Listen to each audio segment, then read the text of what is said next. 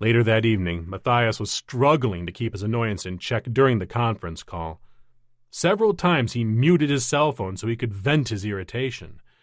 In his mind's eye, he pictured the tall, lanky geek on the other end.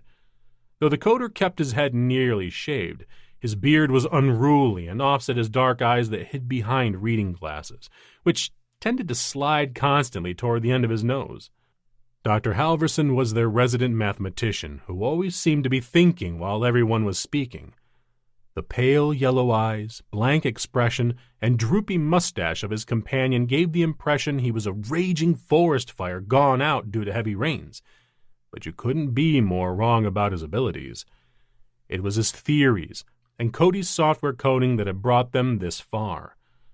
Sometimes, Halverson just listened and said nothing. Fed up, Mathias flatly stated, "Cody, this is all swell thinking, but I'm not up for product enhancements at this stage of the project. What we have already is perfectly suited for what I have in mind for this customer. Even if this is a 1.0 release, I don't want to have you add a bunch of junk that won't be online for 6 months. I'm heading there next week with our cryptocurrency, and it must be solid."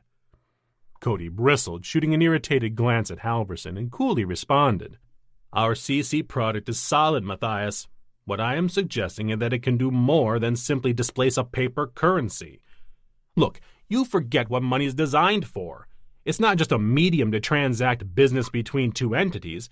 We're talking about lending, writing contracts, loans for infrastructure building, and everything else that money enables while building an economy.